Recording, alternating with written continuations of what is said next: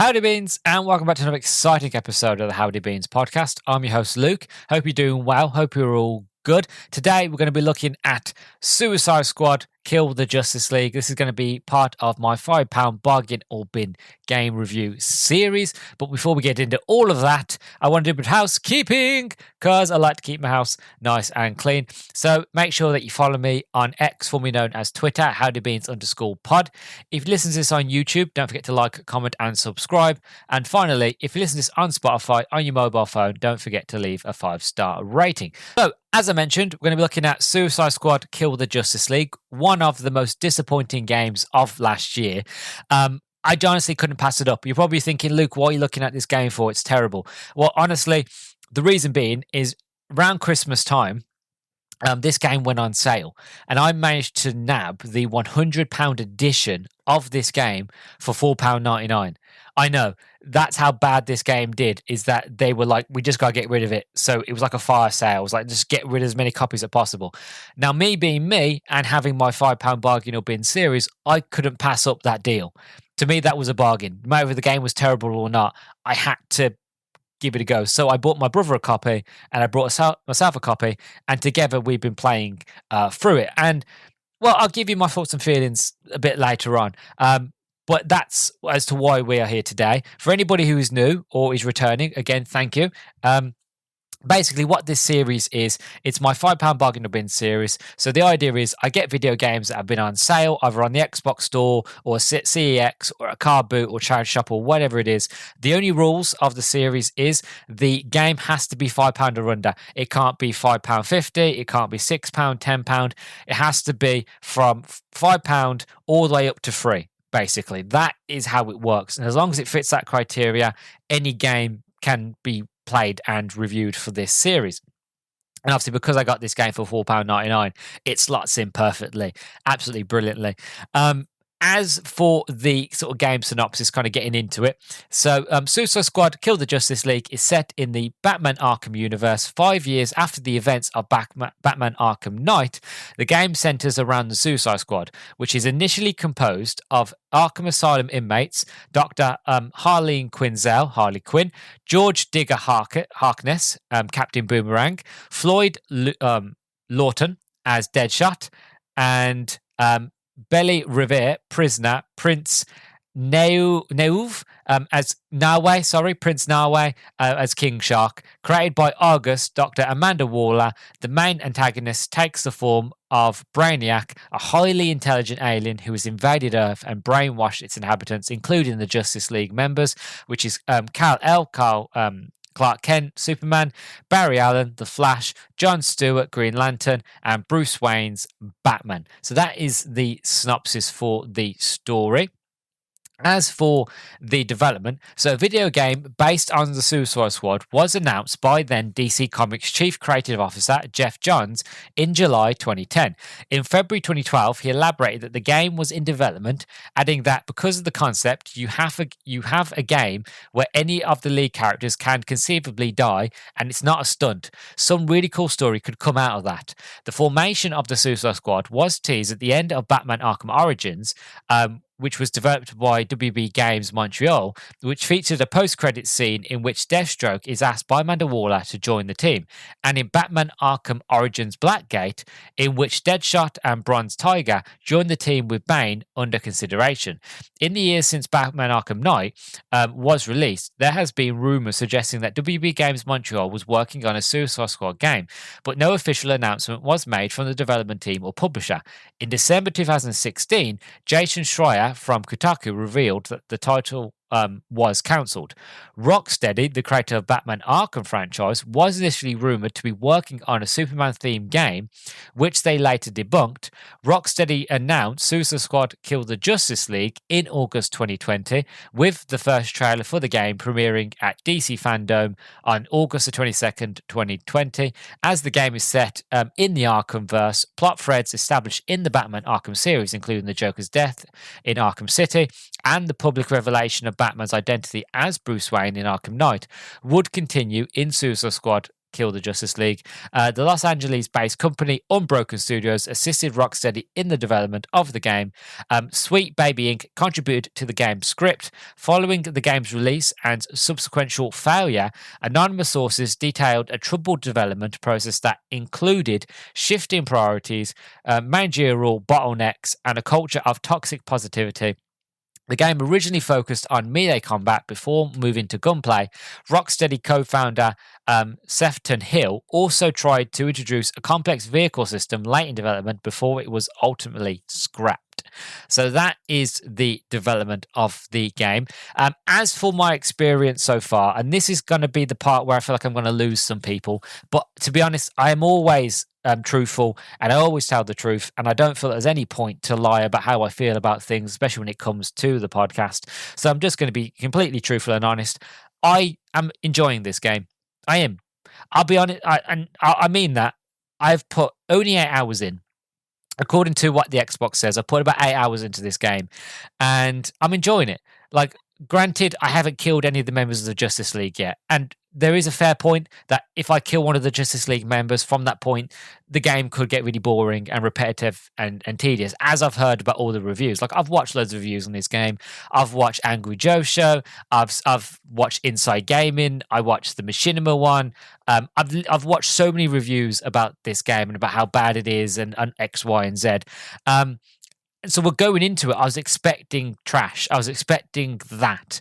But what I found, and granted, I'm playing it around sort of the 10th to the 14th of March. That's kind of the time I've been playing it. Granted, the version I'm playing now is the fixed version. You know, they've done all the updates, they've done all the patches. So I'm not playing the version that they played. I'm playing a more newer version of it. But that being said, I'm not hating it. I don't think it's terrible. I've not got to a part where I really think it's really boring. I find the characters funny and interesting, and this whole idea that, you know, you've got this team that don't really want to be there but are forced to be there, having to at first save the Justice League and then having to kill the Justice League, and then be like, there's no way we can do that. We're like the B to C team. We're not an A team completely, and obviously they're villains. They don't work together. And all that. Like, I find it really interesting. And what I've really been doing in my sort of 8 hours of gameplay is following the story along, but also running around, finding the Riddler trophies, trying to solve some of the Riddler puzzles, doing the finding new squad members like Poison Ivy and Oswald Cobblepot, the Toy Man, meeting these people, doing missions for them, doing some contracts and things like that. Like, and I'm not finding it tedious. I'm finding it kind of fun. And I played the majority of it on my own, which I thought, oh God, if I play this on my own, it's going to be so boring. But the bits I played on my own were quite fun. And then halfway through, my brother joined with me, and we've been playing together. And I find it's a lot more fun when you play together with somebody. The only downside I find with it is the fact of if either of you run too far away from each other in the map, you'll get like a zone being like, oh, you're moving away from your teammate, you're too far. So if you go too far, you basically get a countdown from 30. And it happened a lot because, again, my brother, he just runs about and doing whatever he wants. And I'm like, no, you've got to stick with me. He wasn't listening. So he was running off. And here's me. I've got 30 seconds to catch him on the other end of the map because he's just off like gallivanting, like trying to do Riddler trophies and that. My head just keeps exploding, and it does explode. It pops like a zit. So many times my head popped, and I found it funny. It got a little bit annoying, but it was mostly because it was me and him. It wasn't anything to do with the game. It was just the fact of stop running away. You know what I mean? Stay on target. But apart from that, like, it was little things, but that's what I've been doing. So we're currently building ourselves up to take on the Green Lantern. I've met Lex Luthor. I think the Lex Luthor character is really, really interesting. This version of Lex, anyway.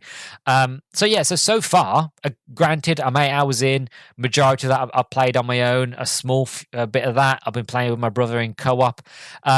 So far, so good, really. Now, granted, I have to sit here and say, yes, there is a potentiality that when I kill the Green Lantern and I start killing all the members of the Justice League, it could get a bit boring. It could get a bit repetitive. This is all granted. But as it is now, from my experience just before, coming on to record this introduction and talking about my experiences, so far it's really positive. so far, it's fun, it's interesting. And to be honest with you, I've played a lot of repetitive games this year. One of them was one of the last £5 bargain bin reviews, which was when I played Werewolf. That game was repetitive, and I played it twice on the next gen and last gen versions to see if there's any difference. There was no differences, by the way. And two other games that I played, which I don't know by the time this review's out if those reviews are out, so I won't mention what they are. But there was two other games as well that I've played as for reviews for the podcast that were incredibly repetitive, and all those repetitiveness don't equivalent to how this game, because the only difference is I'm actually enjoying myself here, even with some parts that I would say might be repetitive. Even those parts, I'm still finding moments of like joy and interest. Like, I like the traversal, I like having to get around, and like I'm playing as Harley Quinn, and I haven't played any of the other characters. Maybe I should do for the review, but I'm playing through as Harley Quinn, and I'm really enjoying it. My brother's playing King Shark, and it's a fun sort of interesting dynamic. So it's things like that. I'm having more fun here than I did with Gotham Knights. Gotham Knights, it was all right, but like it was missing something. It was missing that sort of Arkham flair, you know. So I'm enjoying this more than Arkham Knights, but we'll see. Like I said, it might change. As soon as I kill Green Lantern, the game might go complete boring and it's rinse and repeat, and that's when I'll be like, "Oh, guys, I was wrong." And if I am, I'll hold my hand up. But I am going to be honest and I'm going to be truthful. And at the same stage, I'm interested. That's one of the reasons when I saw this game on sale, I was like, I've got to get it. I've got to get it. I've got to play it because I want to put my 2 cents in. I want to see if it's as bad as what everybody says it is. Is it really that bad? Or is it just the hype train where it's just, it's the, what's the word I'm looking for? It's the thing to do to kind of just be negative on something because that's what gets you views and clicks and all that jazz. So I just wanted to see that for my own self. And so far, I'm enjoying it. So, yeah. So that's all I have to say currently. I'm going to go off and obviously finish the game. And when I come back, I'll give you my first impressions, my thoughts and feelings on the sort of story and the gameplay and the art style. And if it's actually worth it or not. If it's a bargain or if it's a bin. We will see. So, without further ado, I will see you very, very soon.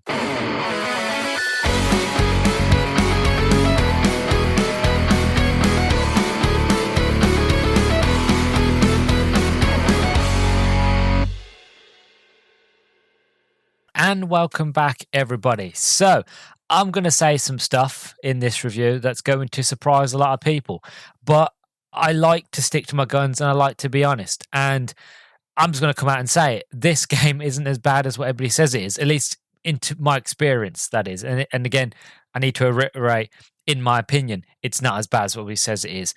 They got them wrong. There were moments that were tedious. There were some parts where I'd sit there and go, that's bullshit. I don't want to do that for 13 more times. And again, if you've listened to reviews of this game already, you know what I mean, but we'll get there if you haven't. But it isn't terrible.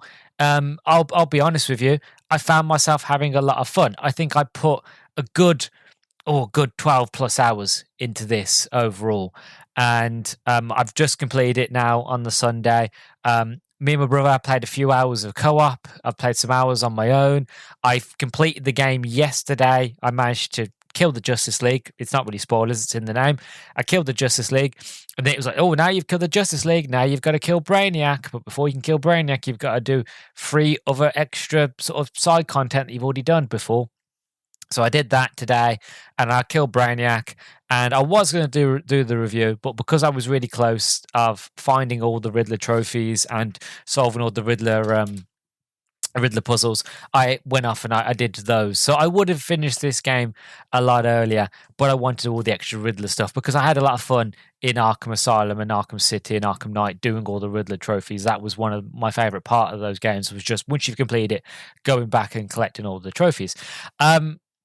So yeah, overall, I haven't really had a bad time with it. Granted, again, playing it now, the 16th of March, 2025, there's been new updates. There's been new versions. There's been, a lot of patches that have fixed a lot of the issues that came out when it first came out. So I'm playing the newest version. And like I said, I enjoyed it. The characters were interesting. The dialogue was quite funny. The story itself, it's not the most brilliant thing in the world, but again, I found it interesting, and it was one of those where I was just I was looking for bad. I was looking for like, where is the bad? Where is the crap? Where is the pile of shit that everybody's telling me, is here? And I couldn't find it. I even tried. And like I said in the introduction, I've played some tedious games this year. The werewolf game that came before this, that was tedious. And again, two other games that are yet to be released on the podcast as of recording this, so I won't mention them. Were tedious as well. And if you listen to those reviews, if they're out by the time this is out, then you know what they are. But this game wasn't that bad. And even at the times where it did get a bit tedious, it wasn't mind-numbingly boring. It was like the fact of, I don't mind doing that, so I'd put an audiobook on, or I'd put YouTube on, or podcast or whatever. I'd put that on in the background. I was listening to that while I was just doing like all the things I had to do on the screen, basically. So I've played worse. I have. But yeah, my first impressions, it's not that bad. I generally enjoyed myself. I played for the game as Harley Quinn. And by the time I got to the end of the game, I'd fully leveled up Harley Quinn. And then I went sort of doing all the side stuff. And by this stage, I'd unlocked loads of new weapons and a lot of trinkets and things like that. They give you like bonus XP on killing enemies and blah, blah, blah. So I was able to kind of boost playing as Deadshot, so that I managed to finish the game with two fully leveled up characters. I was going to play like as Boomerang and King Shark, but to boost them up now would have to do all the extra side stuff, which I don't really, really want to do, to be honest. And there's no point doing it because, again, they stopped like any development for this game, so there'd be no point doing all the extra stuff because I don't really care about battle passes and things like that. That doesn't really bother or interest me. And again, because the game is technically dead, I don't really want to carry it on because there's no going to be real payoff anyway. So that's the end of that. But yeah, I liked it for what it is and for what it does. But I'm going to get into a bit more sort of a nitty gritty. The story mainly focus on Task Force X, the Suicide Squad. So you've got Harley Quinn, Deadshot, Captain Boomerang, and King Shark. Again, if you know your comic book lore, you know that the Suicide Squad are usually full of the B, C, D, E team of collection of rogues gallery from the DC universe. They get put together with like by Amanda Waller with bombs in the back of their heads, where like, okay, you go off on a suicide mission. You're not really meant to survive. Most of you will die, and that's usually the standard in most Suicide Squad stories. You get these like obscure characters that sometimes die straight away or die halfway through. And your job is initially to kind of figure out what's going on in Metropolis. You get there, you realize that the Justice League has gone rogue because of Brainiac. So your job is to one by one take out the Justice League. And that idea and concept is quite interesting. I think you'll enjoy this game a lot more if you think of it as an Elseworld story. And what I mean by that, for anybody who isn't in the know, an Elseworld story is a story that's not in the main canon, that's not in the main storyline. So, for example, Suicide Squad Kill the Justice League, it's set in the Arkham universe, which is the same universe as Batman Arkham Asylum, Arkham City, and Arkham Knight, which are legendary games. I played them all, loved them, fantastic, right? They're set in the same universe as that. Now the problem is the fact of they do change a lot of things with this game. They change a lot of the character development that was in the other games. Like for example, and again it is spoilers. I will have to say it here early, but Harley Quinn shoots Batman in the face, which is not only really disrespectful to Batman, but to Kevin Conway. Like it's his last role as well, but it doesn't make sense because the Harley that was in the Arkham games, by the time that you get to the end of that series and you meet Harley wouldn't do that. That's not the same Harley, So it's little things like that don't make sense. But if you played this game with an Elseworld thing, like this isn't the Arkham universe, this is an Elseworlds. This is another universe's Justice League. This is another universe's Harley Quinn, Deadshot, and blah blah blah. If you can think of it like that, as I did, I went in going, it's an Elseworld story. They said it's to do with Arkham. It's got nothing to do with Arkham, in my opinion. I enjoyed it a lot more. But if you go into it knowing and obviously following the story, which it is an Arkham thing, you might be disappointed a bit. And I can understand as to why. But yeah, you go and you kill the Justice League. You meet Lex Luthor, and you go to another dimension, and you basically learn who Brainiac is and stuff like that. It's a very cut and dry sort of story. And this kind of brings them to the gameplay as well. The gameplay is a lot of shooty bang bang, basically. Even if you are playing as Captain Boomerang and you have boomerangs, you would be interested if you get like new boomerangs that you could throw, and you can have ones that do explosive damage. You can do one that do corrosive damage. You can one that do more bleed damage. It'd be but they don't do that. It's just fact of let's just give him a shotgun and an SMG. King Shark is the same. Like I get it. It's cool to see a big shark with a giant like minigun. That's fantastic. But he's Norway. He has these big hook blades. You could use those, and then use and save the weapons for Harley and Deadshot. But even then, Deadshot has got two cannons, two big guns on his arm. He could just use those instead. But again, it's little things here and there that you sit there and go, okay, this don't make sense. Why did you do this? It's not an issue to me personally, but again, it's one of those wise with like, hold on, he's Deadshot. He's got two big guns on. Why is that a melee? Shouldn't really be like using those as actual guns, and then you can upgrade those and you can get new ones and new sort of additions that look more cool and epic, the more different versions you get, and little things like that kind of adds into the gameplay. But it is a lot of shoot bang bang. You shoot weak points that are like giant pustule sort of purple pimple things, and you shoot them and things blow up. And again, like I said, it's not the most tedious thing in the world, but it's one of those where it's like it's at the same stage, it's a bit of it's like, this is quite mundane, it's quite simple, it's like there's no real challenge to it. And even when the difficulty goes up, the only way they make it more difficult is the fact of you've got to kill enemy with critical hits. That just means you just shoot them in the head. Okay, you do that, or you shoot them in the backs. Okay, fine.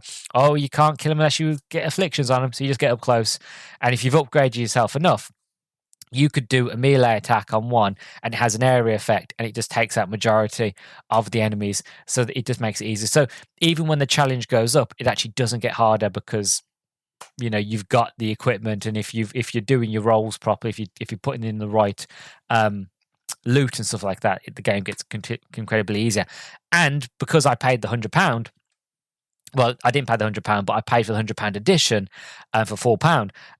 I got a lot of extra stuff, and as well as I managed, because I'm playing later on in the game's life, I got in my mailbox tons of free weapons that were like high damage for the level that I was, but I was able to access them. So I basically blitzed through a lot of the campaign and a lot of the boss fights, and been able to destroy the Justice League very, very quickly without any sort of problem at all, which is probably another reason why I enjoyed it, because there was no real struggle, because I wasn't struggling, because I had high sort of damage weapons that I was able just to rinse and go through quite quickly. And again, that is because I'm playing the game a lot later. I guess if I played day one, I'd have to slowly grind my way up of getting better and better loot.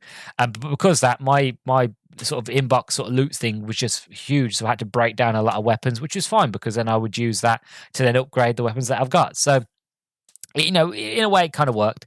But like going back to sort of the story and the gameplay, as you take on the Justice League, you have these mini boss fights, and you take on the Flash, and the Flash, he just runs around very quickly, as you would imagine. And that sort of the plot guy's MacGuffin is that you get a device from Lex Luthor and the Toy Maker, where basically you can, if I remember correctly, I think it's like you can slow down time, where you go at a certain speed or something like that, so that you can actually shoot the Flash, and he'll run around and he'll throw tornadoes at you. It wasn't that difficult for me because I had high sort of powered weapons, so I managed to get through that quite quickly. Then you take out John Stewart's version of Green Lantern, which was probably the only real challenging boss fight, mainly because there's just so much going on, because there's so many Green Lantern constructions going on around me. There's like mines everywhere, and there's like helicopters, and then there's like rocket launcher barrage things firing at me. And that was the only time I actually felt a bit annoying and a bit struggle, because I'm just getting bombarded from all sides. But again, it wasn't overly difficult. I was able to use yellow lantern battery that was made by Bruce before he went evil, to kind of do damage to the Green Lantern. So that was fine. Did that. Then you take on Batman, which again, I think the Batman fight was the only real interesting one, because it was actually quite scary, because again, I've been so used to playing as Batman and using the idea of fear and sneaking around and taking people out one by one, that it's actually interesting where it's foot on the other shoe, where it's like, I'm the one that's being hunted by Batman, and granted, it was quite terrifying. I'd happily have a whole game of that, just being hunted by the Batman, because it was generally scary. But you get to fight Batman. He has his fear toxin and Harley Quinn, because I don't know this one actually. Somehow Harley was able to have her own fear toxin mixture and go against Batman, and then you have Batman, and then you kind of just sort of shoot him in the head, and then it's done. And then you go against Superman, and then Superman is just like, well, yeah, for a fight against Superman, it was a bit of a pushover. But then you complete the game, you do Superman, and then you've got to do three more like extra sort of side missions that you've already done before, and then you kill Brainiac. And then Brainiac is basically, he has the abilities of Flash, so I beat him because I've already taken on the Flash, so I know what to do, and that was it. And yeah, that's basically the story. The story on its own is quite, again, it's a games as a service, so I think they wanted to get you through the campaign as quick as possible so you can grind the sort of battle seasons and battle pass things a lot more quicker. I would imagine that's why they did it, which is a bit of a shame because, again, I'm not really big in games as a service. But like, what I enjoyed was the in between. I enjoyed the banter. I enjoyed the jokes between the characters. How, the moments when they would, like, Harley would have callbacks when she was around Batman to things that happened in the Arkham games. I love that. Or when you've got a Captain Boomerang and the way he's a bit of a knob, really, but at the same stage, he's also really, really funny. You got Narwhal, King Shark, is actually really clever, but also not very clever at the same time. He's a bit simple, but he's also very, very smart. It's weird, but he's quite wonderful. Deadshot being sort of the cool guy, but it turns out he's not that cool. And I like that. I like the dynamic here. I would have preferred like an extra sort of side character at the beginning, again, just to kind of carry on that Suicide Squad lore, being like, oh, here's Polka Dot Man. And then Polka Dot Man comes along and he basically shits himself when he sees Superman, and Superman lasers him and he blows up in a big sort of cloud of confetti and polka dots, something like that. Somebody just keep the tradition of like having like a random guy there and he just dies straight away. It just, just for the comedy of it, just for the sort of extra lore and things like that. But yeah, I enjoyed that. I enjoyed like the collectibles, like I said, the Riddler trophies. I loved going around finding all the Riddler trophies and having Edward talk to me again, and like Harley basically taking the piss out of him, being like, "You're not invited." Well, I don't. And Edward's like, "Well, I don't know. I'm not invited. I'm the greatest mind there has ever lived." And then she's like, "Well, you're not that good. Batman beat you 3 times," And it's funny things like that, and then finding all of the puzzles. So like. The Riddler has like riddles of like, if this happens and this happens, blah blah blah, and you've got to solve the riddle. You've got to go to like something in the world and scan it, and then you've solved the puzzle, which is a lot of fun. And like, it goes into the art style and the world building when I'm going around Metropolis, where I'm like, if you're a nerd, if you are a superhero fan, if you're a DC fan, there's a lot of little things like there's Queen Consolidated. So like there's Queen, which is Arrow, and then you've got Dr. Savannah and stuff like that, and you've got other things that link in to the Arkham games and Stag, and I'm trying to think of all the others that I noticed. There was so many that I know that there was like little Easter eggs here and there. As if you would spend your time going around the city, you'd find little Easter eggs and little things of like, oh, I remember this from the Arkham games. Oh, I remember this guy from from the DC comics, and this villain and this hero, and so on and so forth. I really enjoyed it for that. And the city is quite beautiful as well, despite it's being destroyed and there's enemies everywhere. It is kind of rather beautiful, and it would have been cool to play a Batman game or even a Justice League game. That would have been the best choice, to do a Justice League game first, get you sort of to know the characters, get this version of the Justice League. Obviously, we already know Batman, but like getting to know this version of Clark Kent, this version of Diana, of Jon Stewart, of the Flash, getting to know these characters first, and then do a Suicide Squad. Because like, oh god, they've gone road. I don't want to. I've just played as them. I don't really want to kill my favorite characters. I've just had an emotional connection to them, because when you play this game, yeah, even if you're like a Jon Stewart fan, you don't know this version of Jon Stewart. You know what I mean? In the Arkhamverse, you haven't had a chance to get to know him because he's already evil by the time you meet him. So when you're finally taking him on and fighting him, it's not as hard hitting as it should be. And it's the same with like Wonder Woman. Wonder Woman's here. She basically takes on Superman, and it doesn't work, and she gets killed. And it's one of those where it's like, I know I should feel something. Like the game is doing the sad music, the Task Force X, Suicide Squad, they're looking at it, Amanda Waller, they're all looking like they're all like they don't know what to do. And it's that moment where it's like, I know I'm meant to feel emotional right here, but I haven't had time with Diana enough, or this version of Diana, to really care about her. So it's little things like that. It's like little nitpicks. And that's what I found with this game, is the fact of overall I enjoyed myself, and it wasn't as bad as what everybody says it is. And I can see what they were trying to do, and I can see where they were trying to go. But like I said, there's little things here and there that you can nitpick at, saying, "Oh, this shouldn't have been this. You should have done this. You should have done that." And in a way, if you have to sit there, and this is coming to my overall thoughts, if you have to sit there like I do, when you say, "Oh, it's not part of the Arkhamverse," which it is, but if you have to sit there and say it's not, it's an Elseworld story, for it to kind of make sense, for you to be able to play it comfortably without sitting there going, "Well, that shouldn't happen, that shouldn't happen, that don't make sense, that don't make sense," then it comes back to that question of like, well, did you make a good game? Did you make a compelling story? Did you have a good reason to bring the Suicide Squad in? Or did you just want to do a Suicide Squad game, but you wanted to do it in a universe where you knew that a lot of people knew, a lot of people loved, and was a way to make money? You know what I mean? And that was my thinking. That was my worry. But overall, I don't think it's that bad. But I will say, sort of going into sort of, is it worth the £5 entry fee? Yes, it is worth the £5 entry fee, but I wouldn't pay any more for two reasons. One, the most big important part, it's dead. This game is dead. There are people that are still playing it, and I'm sure if you want, like, I don't think the online stuff's working anymore. I think they've actually turned off the online servers, but you can do local co-op, which means that you can play online with your friends. So like you couldn't really play online with anybody anyway, so you'd have to find someone to play with. You can play solo. Like I said, I played mostly on solo, but again, because the game's dead, there's no point like playing to the end of the game and then like grinding all of the battle pass and seasons, really, because they've been, unless you really, really, really want to see a new version of the Joker, which isn't the Joker, Mark Hamill's Joker. It's a different version of the Joker. It's Junkler. You know what I mean? So it's not really worth it. So that's the most important part. It's a dead game. And two, even though I enjoyed it and I found a good time in it, I really wouldn't want to have to pay anything more than a £5 for it. I really wouldn't, because like I said, it's dead, and it's one of those where I had to sit there and go, it's not part of the Arkhamverse for me to enjoy it.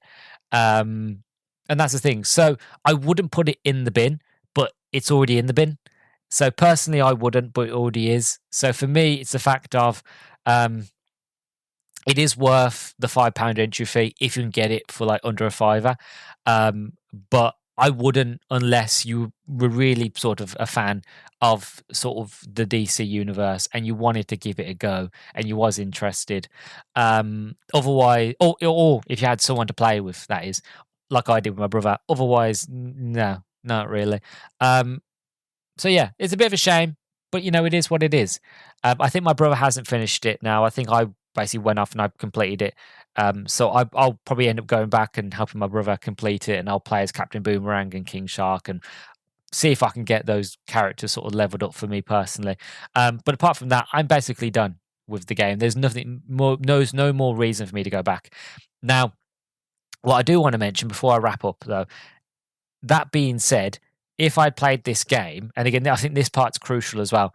If I had played this game when it first came out, and I didn't know that they were going to close down the servers, and I didn't know all the expansions that they were promising were just seasons, and that I had to sit there and kill Brainiac 13 times, which again, I wouldn't want to kill Brainiac 13 times. He was easy the first time. I don't want to do it 12 more times. No, thank you.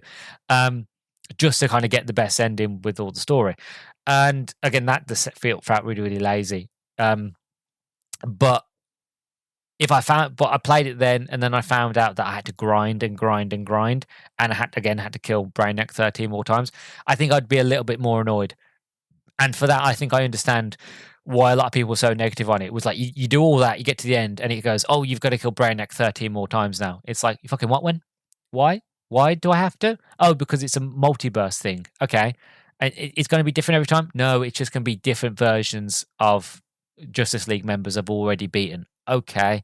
So he's not going to have his own battle skill set. He has giant arms and tentacles, that might be part of it. He could use those. No, he's just going to be a version of the Flash, Green Lantern, Superman, and Batman. Okay, all right. So I get it. I think I'd be a lot more pissed off if I played back then. But because I'm playing now, and hindsight being what it is, and me being the positive person that I am, I was able to kind of play this game in such a way where I could enjoy it. But I would understand if other people wouldn't want to play it that way. So I get it. So yeah, overall, don't buy this game unless it's under a fiver. And all in fairness, it's already in the bin anyway. But just don't buy this game because it's dead. It's a weird one. It's definitely a very weird and strange £5 bargain or bin. But I had to do it because the game was going for £4.99. I had to do it. You know what I mean? I couldn't help it. I was so curious, and I thought it'd be an interesting topic, and it has been. That I just wanted to give it a go. So it's a weird ending, but it is what it is. I think if you saw the review, the name of this before you even listened to it, you could probably guess what my feelings were going to be on how it was going to end anyway. But it's neither here nor there. The review's done, game's done, on to the next one. So thank you very, very much for listening to my thoughts on Suicide Squad Kill the Justice League. I've been your host, Luke the Human. You've been to the Howdy Beans podcast. Let me know what your thoughts on this game, if you played it or you thought it was trash, or do you think my sort of views and opinions are wrong. Anything like that, let me know down in the comments down below on Spotify or YouTube. Don't forget to like and subscribe as well if you are on YouTube. Make sure you follow me on X at howdybeans_pod to be kept up to date whenever I'm playing a new game and all the other things that I'm doing. And so thank you for joining me on £5 bargain or bin. Don't know what the next game's going to be. I actually haven't planned it yet. I'm going to wait, see if there's another sale. And now the weather's getting nice, I might go out to my local CX and try to find a game there that I can buy for under £5. So until then, until the next episode, I will see you very, very soon.